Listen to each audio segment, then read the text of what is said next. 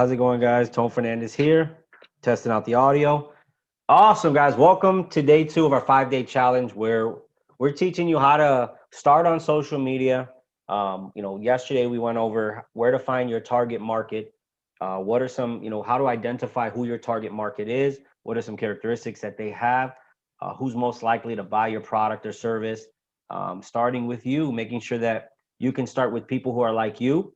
And then we transitioned yesterday into talking about where to find these people on social media. I gave you guys some of my tricks and my trade of what I do daily, guys. These are some things that what I do day in and day out in order for me to build my pipeline and to create, a bigger list of leads I'm looking to convert.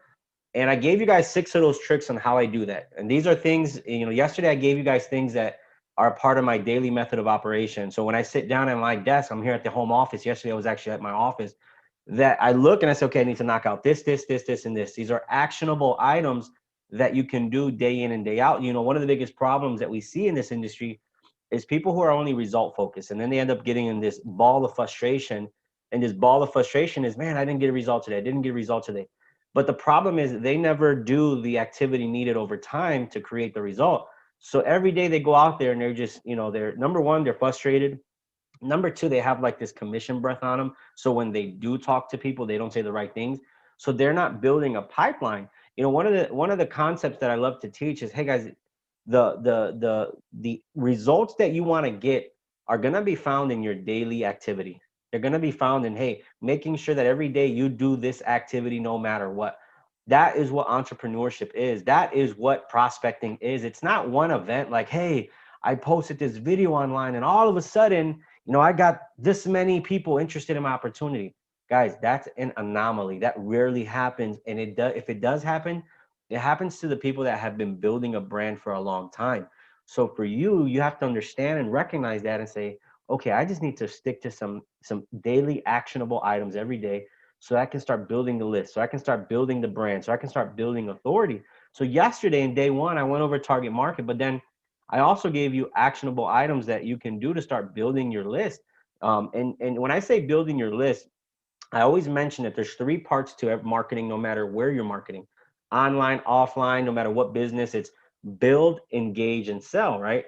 So in the building aspect, what you're doing on social media, if you want to measure how well you're building, is you have to build the number of followers, the number of people that are on your list. So it's a numeric number that you can pay attention to. It's a goal that you have and say, hey, I know that last week I had 2,100 followers, but this week, I now have 2,500. Wow, my followers grew by 400.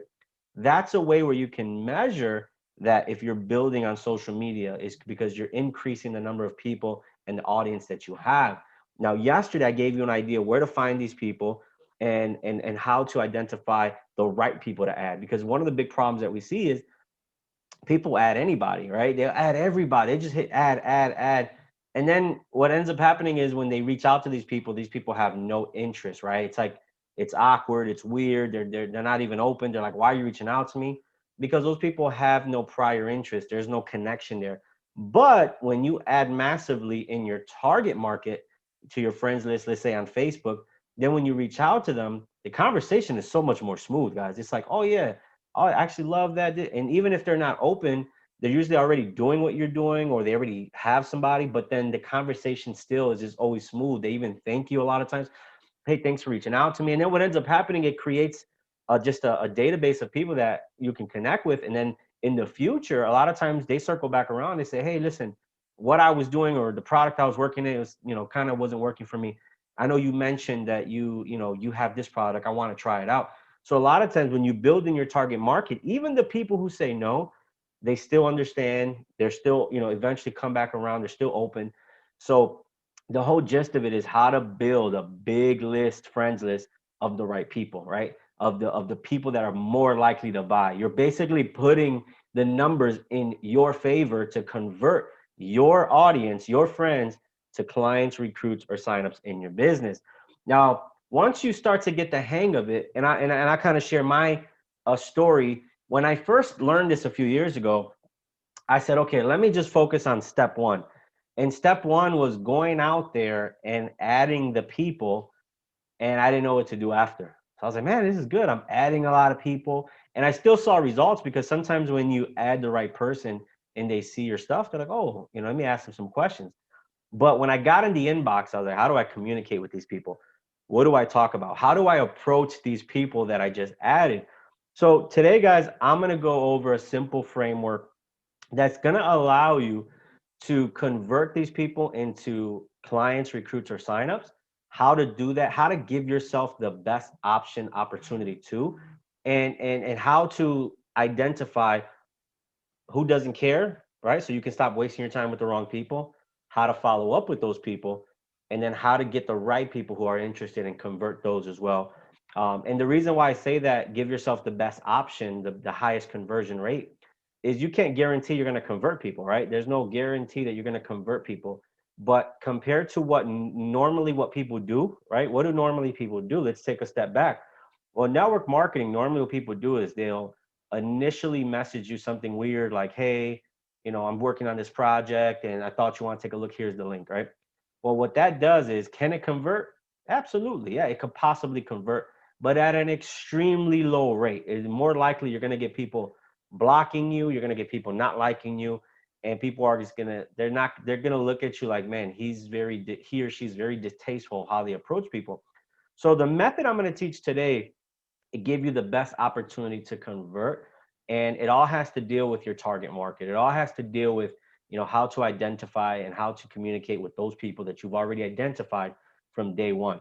So what I'm going to do is I'm going to share my screen, and what I'm going to go into first is I'm going to show you guys just how to find good conversation starters, right? So if you guys can see my screen here, but the reason being is whenever I get approached on social media, it's always like the same conversation, right? I wanted to connect with like-minded people. And that phrase may have been good like 3 to 4 years ago, but now people are like, all right, I got about 5 to 10 of these messages this week already. Like what makes you stand out, right? They're automatically want to ignore you because that everybody's sending that same thing. Hey, wanted to connect with like-minded people. So today I'm going to show you guys how to visit somebody's profile, and what to look for. Like, what are some things that allow you to start conversation with people, and so that you can sound genuine. So step number one is, if you're taking notes, is how to create and start genuine dialogue, right? Because a lot of times people use these kind of, these general phrases, these general terms, these general words when they start conversation with you, and it doesn't stick out. And when you do that, the number one thing you're doing when you're very general and bland when how you reach out to people online, there's a defense mechanism that starts to rise in them. They're like, what do you want? They start to look at you funny. And my whole goal for you guys is, how do you get out of that where people start looking at you with the side eye, and how do you immediately build rapport with people so that they say, oh, hey, oh man, appreciate that, right? It's like if you're in the best analogy, think about when you're in public, you're in a public place, somebody goes up to you acting weird, hands in your pocket, hoodie on, and say, hey, I like your shoe. You're going to be like, man, get away from me. Right? Like, well, I don't know what you're about to do or what you're trying to do. But if somebody goes up to you genuinely, and they come up to you just with genuine, kind of attitude, genuine approach. Hey man, quick question. I noticed this. Are you guys from the area? And then they approach, and think about anytime you've been approached in public, whether it be a weird kind of approach versus where it's been authentic. Most likely, if the person seemed authentic and cool, you're going to approach them. Well, I'm taking that experience and I'm going to show you how to be authentic within, when you reach out to people on social media, so you can differentiate yourself from the common network marketer who's sounding weird. So I'm going to go in here, and let's just say, I don't know, Tony Banks. I have no idea who he is, but let's just say he was in my target market, and I was like, okay, I want to see how do I approach Tony Banks. So I go to his profile, right? So automatically, here's what some things to look for, right? I like to look for 4 areas. Location. All right, so I see the skyline of Chicago in the background. I already have a potential conversation that I can start up with. Hey man, how long have you been in Chicago, right? That's already number one. Hey man, do you currently live in Chicago, right? So it says here he lives in Chicago. So the first one is location, right? I want to know where they're at. So let's talk into that. If they live in the same city as you or same state, sometimes you can use that easily. Hey, hey, fellow Chicagoan, man, what part of town you from? Hey, what side of town do you reside in, man? I'm in Chicago too. By the way, I love that picture on your profile. You see how normal that was, that approach? Hey, and then I can even say, hey, that your picture caught my attention, man. Was that at was that at the planetarium, right? For those of you who don't live in Chicago, it's an area where people love to take this specific picture. But that approach, if I'm building rapport, is a lot more authentic, right? And let's say that Tony Banks here, my example guy, didn't live in Chicago. He lived in another state, right? He lived somewhere else. I would say, hey man, I see you live in, Kentucky, man. I always wanted to go to Kentucky, man. How is it down there? Right? So I'm getting him to talk about where he lives. And then the other part is whenever you tell somebody or ask somebody something, tell something about yourself, right? So anytime that I see that somebody lives somewhere and I ask them a question, I tell them about myself at the same time so it doesn't sound like a questionnaire, right? Because the second awkward thing that I see is not only do people have a weird approach online where they just kind of go for the kill or they build some kind of generic, rapport, they say phrases like, I just want to connect with like-minded people. But they also machine gun questions. And you're like, damn, how many questions are you going to ask me? What is this? What is that? What is this? So how do you get away from that is you ask and tell because the conversation sounds normal. Think about this. We're going to take an example from offline again. If you were to go up to somebody in the streets and you were to say, hey, man, how are things going? Where do you live? How old are you? They're going to be like, all right, man, why are you asking me so many questions? And I've actually had that happen, when I first started in this industry, when I used to go out prospecting. So how do you avoid that weirdism? So you ask and tell so it doesn't sound like multiple questions, right? Ask and tell. So I say, oh, I see you're in Chicago, man. I'm a big Chicagoan, man. Huge Chicago sports fan. I'm over here in the Northwest side, man. Well, what are you about? So it sounds more natural. It sounds like a regular conversation, and it doesn't sound like I'm questioning him, right? So you got to avoid number two is trap number two, like you're questioning them. So when it comes to location, it's typically how I start. It's one of the ways where I can enter in. Now, what else do you look at? So let's take a look at Tony's profile. So lives in Chicago. Now he doesn't have it here, but sometimes in this area, people have their occupation, right? That's number two, occupation. Now, depending on their occupation, if you know about that occupation or you've previously been in that field, it's a great start. I use this a lot on LinkedIn, right? I go approach people and I'll say, oh man, I noticed that you work in wireless retail. Man, I worked in wireless retail for 10 years, man. How is it going for you? Right? You can approach, your initial approach can be occupation. You can talk about that. So as you start talking, you're asking and telling, man, I know I worked there for, man, 10 years and I loved it, but there were some things, and this is something I always say, there were some things I hated, man. What do you love about it? Right? They're going to start having that conversation and that dialogue with you. So anytime I approach people on social media, I always look at their occupation. What is it that they do? Are they a fellow entrepreneur? Are they an employee? And here's why it'll help your approach, right? I get approached by fellow entrepreneurs on social media all the time, and they always ask me, "Hey, man, would you like to be an entrepreneur?" Right? And I am an entrepreneur, so I'm like, "Did you do your research?" Like, it just makes me mad that I just want to say, "Man, just I'm gonna block you just for not doing your research." So knowing that stuff is important because it'll help you with your conversation, right?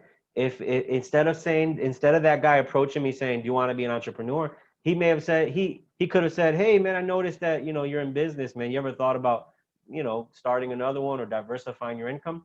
It would have made more sense because I would have been like, "Oh, he did some research. He knows what he's talking about." But if you never checked out my profile and you approach me in a manner where I know you didn't look at my profile, then I know you're just machine gunning everybody on your timeline the same thing, right? It's like a guy who goes to the club and he wants to hook up with a girl and take her out on a date, whatever it is. He goes up to all of them. Hey, I think you're the most beautiful. Hey, I think you're the most beautiful girl in the room. Hey, I think you're the most beautiful. And the girl's probably like, you probably said that to everyone here. But if the guy goes up to the girl and says something unique, hey, I noticed this about you. I noticed that you're wearing this. Is that your style? Then he kind of sticks out. So on social media, when you approach people, take a look at stuff like their occupation. It's going to help you in your conversation as well. For example, if I'm talking with somebody about their occupation, Well, then I get to uncover what they like and don't like about their job, right? Why? Because one of the concepts about building rapport that I'm going to go over is finding things they don't like. And I'm going to get into that because that's a real important one. So as you're building rapport, you already know that, a good conversation starter is location. Hey, I see you're here. I went over that. Occupation. Hey, man, you work here. I noticed that. Hey, you have a business. You know that, where to look for that. The second is start to look through their pictures. You don't want to be a stalker, but you want to look through their pictures. What are they into? What do they like? Like what type of stuff are they into, right? What type of things do they like to do? Looking at this picture here, I see that, this gentleman has a family, right? This gentleman has, right here, he was looks like he was a Q. He was in a fraternity. So this is stuff that I can use. It looks here that either his son or somebody in his family is in the military, right? So these are some things that I can use in conversation, right? Because when I look through some of these basic pictures, you can tell if they're a family person. Hey man, I see you're in a fraternity. I see you're Q. I see you're my friends. You can create commonality by just the pictures, and you can see what's going on. Or you can even look at their current timeline. So if, let's say I'm this gentleman here, he's posted on February 18th something about, I have not seen one teenager with a shovel truck. This is a great conversation starter. Hey man, I noticed your post, man, about your teenagers not being out there shoveling snow. Hey man, when I was a teenager, man, I would go make 100 to 200 bucks, man. Is that something you did? Great, genuine conversation starter based off his content. And here's what that person's thinking. Oh, he's not just random coming to my profile. He actually saw something, caught his attention, and now he's coming to my profile. That's what they're thinking is, how did you come across me? And, where do we meet? So this is a great conversation starter. So once you start looking at these common things, look at the pictures, right? See, maybe you can identify family man. What do they do for fun or recreation? Does he like going down to the lake? I know I have some data that I can have a good conversation. I have the location here. I have, where they work. Typically, it's right here. So I know some things that I can go in and start a conversation. Once you're building that rapport. The next thing you're doing is the genuine rapport is being built because you genuinely approach them. The next section is you want to make sure that you're finding the pain, right? What does that mean? So let's say that I'm having a conversation. We've built some rapport in a few sentences, and then I say, "Man, so I see you work here. How do you liking that? Right? How are you liking that so far?" And that person may say something like, "Pays the bills. It's okay." If I hear anything that has to do with pain, then my next response is going to be, "Oh, really? Tell me more." So I'm digging into that pain, asking some questions because he was open enough to share that pain, right? I may ask questions. If I see a family picture, I may say, "Oh, I see you have family pictures, man. How are the kids? How old are they?" And I may say, "Man, what are some things that you wish you can do with your kids more?" They may answer me and say, "Man, I wish we could take more vacations." Hey, why can't you? Right? So I'm finding a way to transition to the pain. And this is why it's important to get away from presenting and making statements to asking questions, right? Good, genuine questions. Ask and tell. So you went from asking and telling and building a rapport. I notice you do this. I notice you work here, man. So do I. That's awesome. So you're building that genuine connection. And then as you start to continue, you're starting to ask questions so that you can find the pain.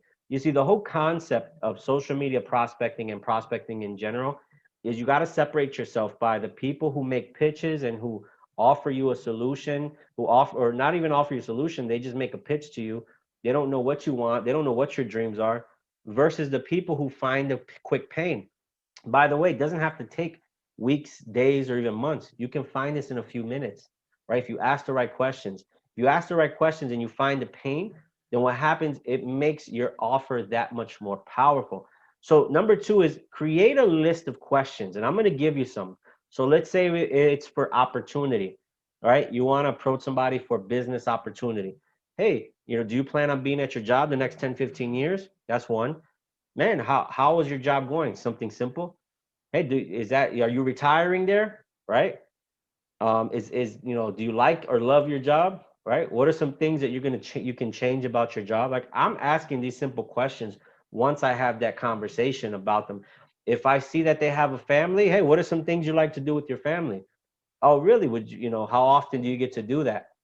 Would you like to do that more often, or are you satisfied with what you're currently doing? So when you're asking these questions, obviously your whole goal is to sound genuine, but the whole goal is to uncover a pain, right? Now, at this point in the conversation, I'm going to tell you, I'm going to share with you, I do this all day, what I get, right? And how I handle it. Because some gurus and some people out there tell you, yeah, just ask these questions and then boom, you're going to get the pain and then everything's great. It's not all like that. So what happens is there's different scenarios that happen when you start asking these questions, right? Some people still have a defense up. These are the super defense. Even though you built rapport, you got past that. Now you're in just asking kind of pain questions, and some people still have a defense up. If you sense that, and they're giving you, and how you can sense that is they're giving you short answers, right? Like, yeah, no, and they're being very short. What I do is I exit because I realize that I haven't built enough rapport with them. It's going to take more time, right? This person naturally has a big guard up, right? So what I then do is I say, okay, cool, they're already on my friends list, I just added them, we built some previous rapport. I'm going to put their guard down by exiting the conversation. And I'm going to do it by saying, hey, man, well, this was a great conversation. I got a conversation, I got a conference call. I got whatever you got to say to get out of that conversation, man. It was great connecting with you. Here's why. Whenever somebody is being short with you, they're expecting a pitch. They're expecting you to come pitch them, right? So what I do is I say, okay, you know what? This person is expecting a pitch and they're already going to say no. I can tell they're being very short with me. So I'm going to exit. But then what I'm going to do is I'm going to put a reminder either on my phone or on something just to revisit the conversation with them to continually build rapport.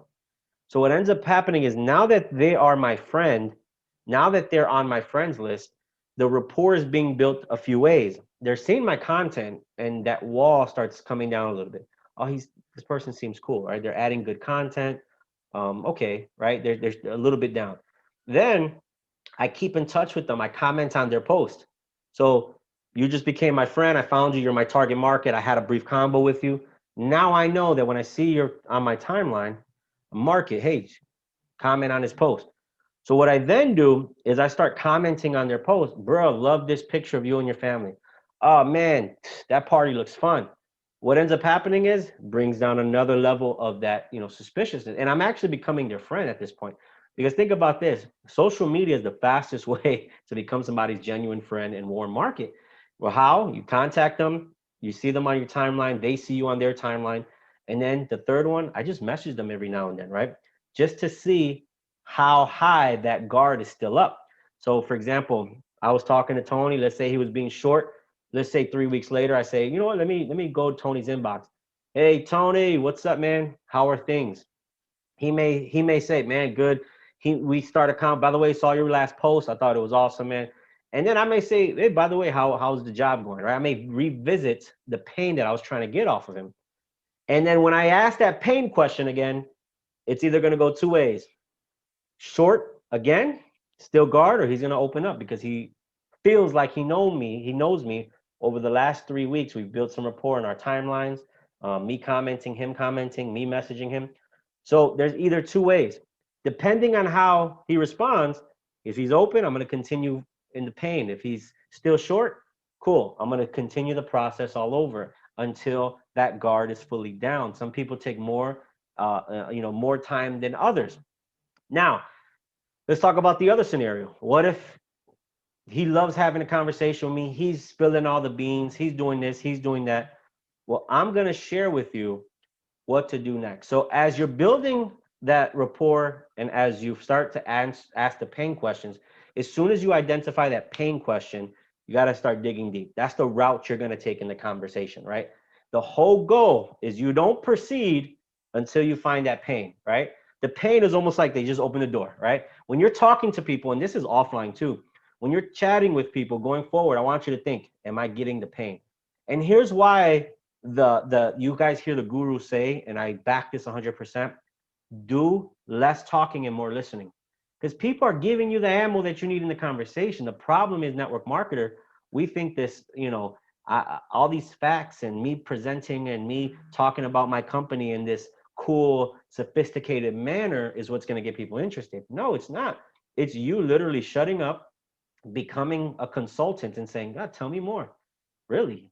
And what are some questions to go layers deep into somebody's pain? Wow, how has that impacted you? Right? They say, man, I hate my job. Wow, man, how has that impacted you? Well, they're gonna start saying things where you listen. My stress levels and my, can't see my kid, whatever it is. Wow.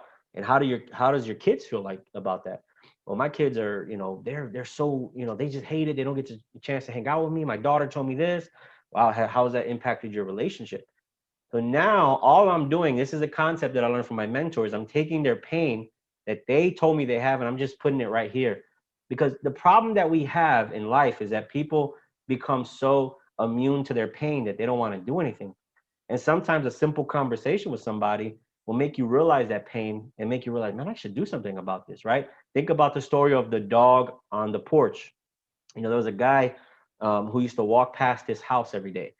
And every day he saw a dog and an older gentleman in a rocking chair and a dog next to him. And every day he passed by, the dog was just crying, crying, crying, crying, constantly crying, constantly crying.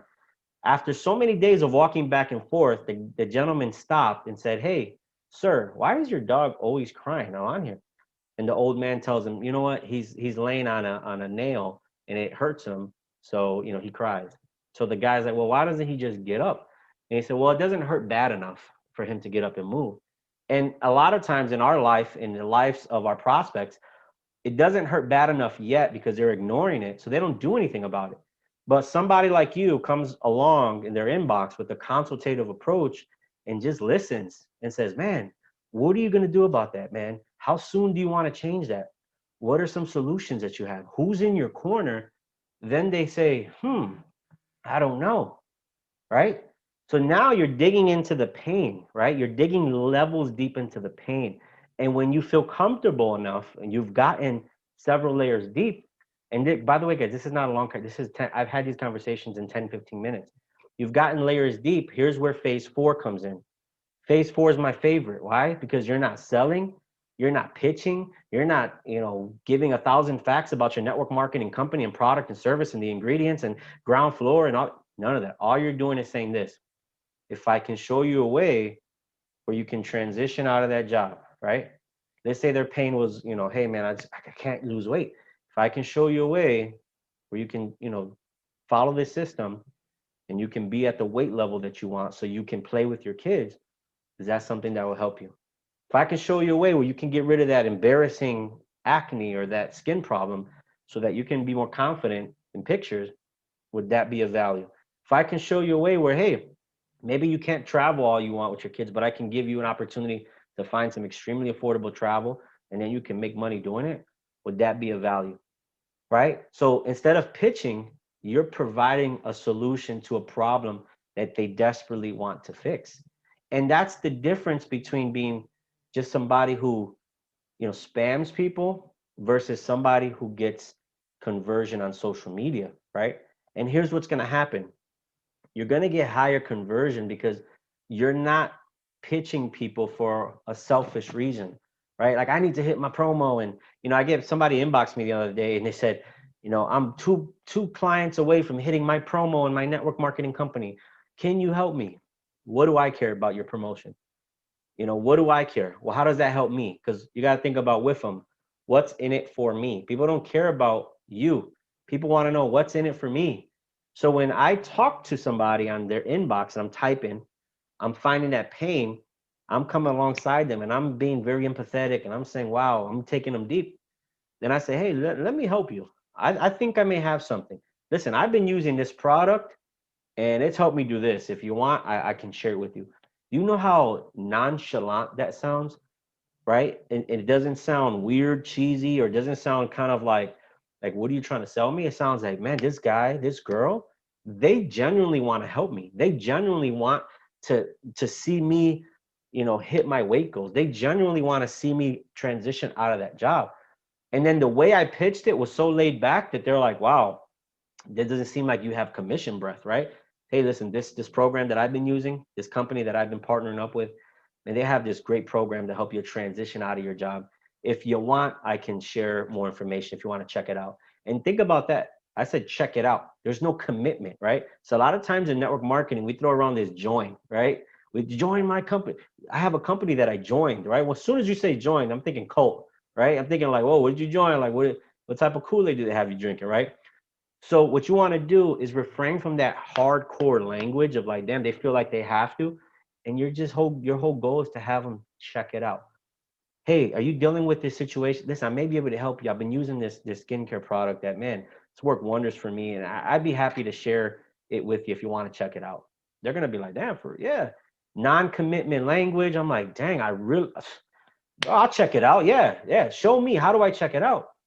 And what ends up happening is this is where the opportunity where you get to insert the next phase, right? The next phase is you've built rapport, ask and tell, right? You found the pain. And then if you didn't find the pain because they were closed, right? What do? You put them in the follow-up funnel, you build more rapport with them on your timeline, and you put them on a follow-up for 3 weeks. If you did find the pain, you dig 4 to 3 layers deep, and then you make an offer for them to check out what you do or the product that you have that solves it. Guys, if you stick to this framework in everything that you do, you're going to become a prospecting machine. And people think prospecting is just like, I have to be sharp and I have to be this. This is why teachers, nurses, psychiatrists, those type of people do so well in our industry, because they got rid of the corny sales lines and they just went for the heart and the emotions. Man, what can I do to help you? Man, I feel your pain. Is there anything that I can do? How do you feel about that? Man, if you go through another year with that same situation, man, how is that going to make you feel? How urgent are you about changing that? Man, I'm urgent. Okay, well, listen, this program that I've been using has been helping me. I'd be more than happy to share it with you if you want to check it out. Man, that is a lot. That is a, man, complete 360 compared to what most people do in this industry.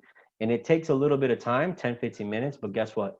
Your conversion goes up, right? More people saying yes, right? You get less no's because you're not offering, something for you so you can benefit. You're offering something, a solution to a problem that people are dealing with.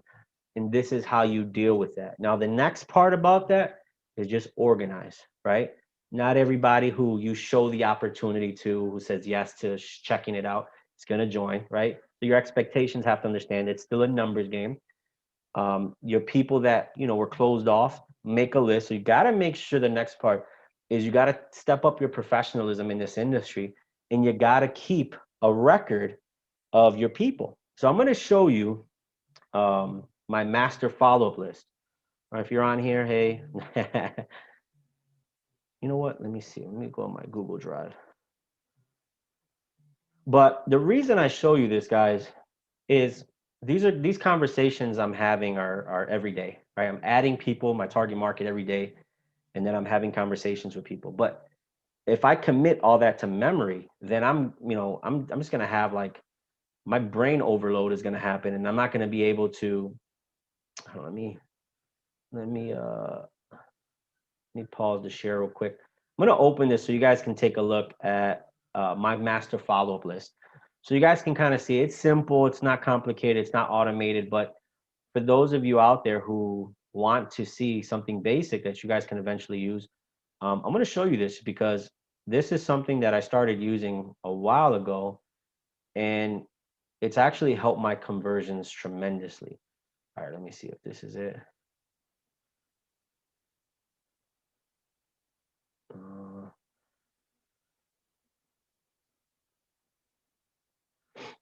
All right, so I'm going to share it briefly because there's names on here, but let me resume.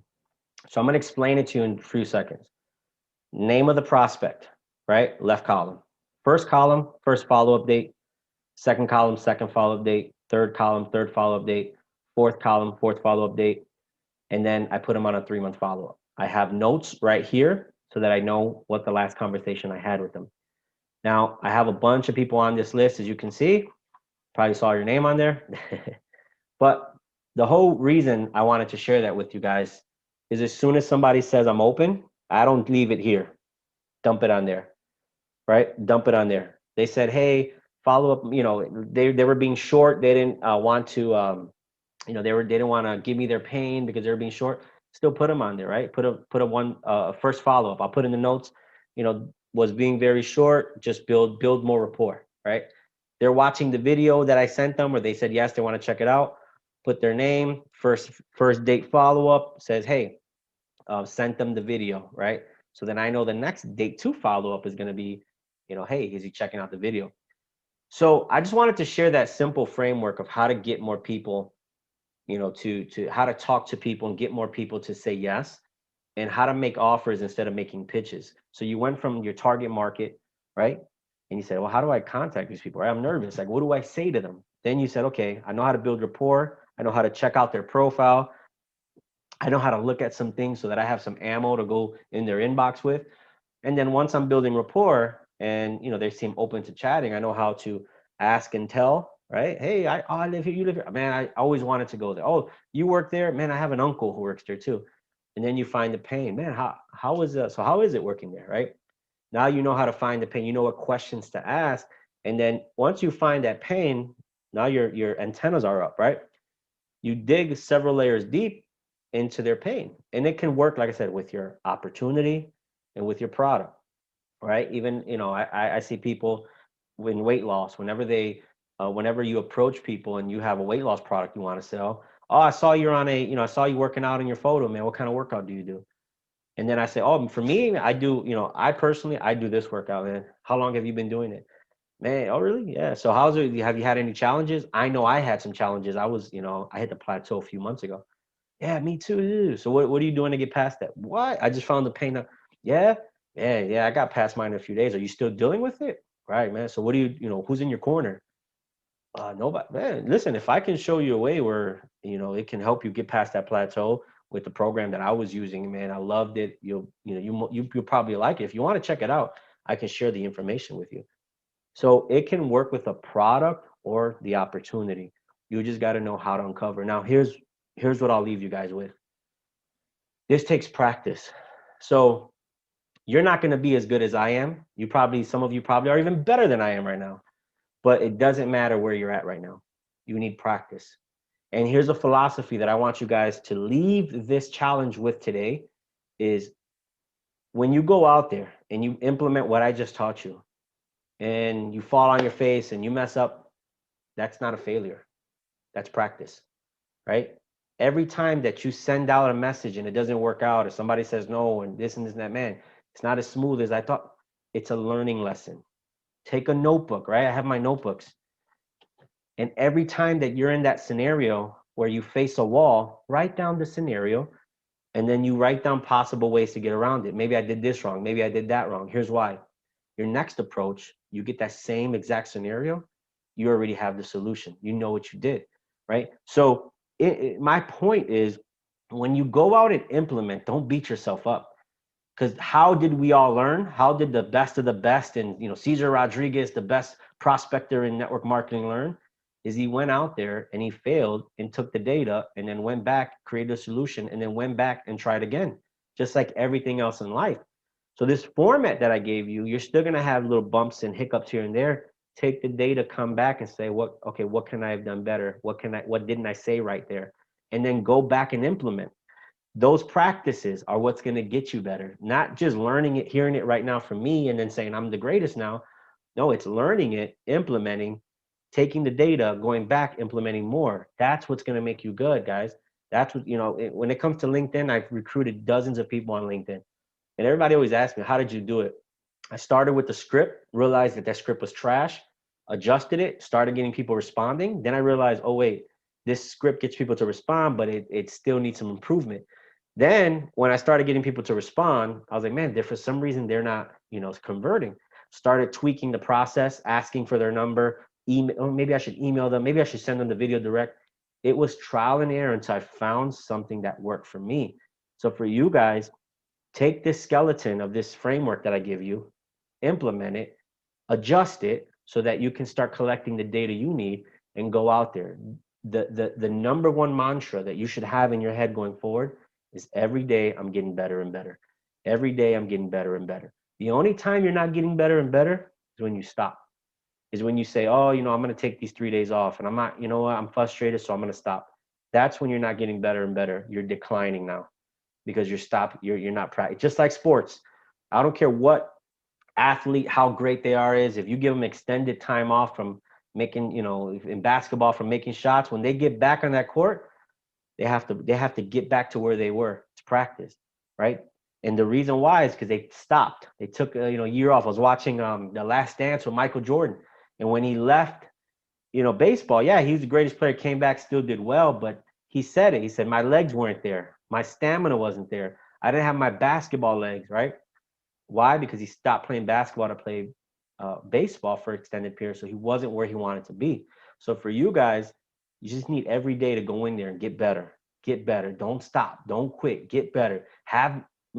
Go in with your day instead of having to go and say, I need to convert 5 people.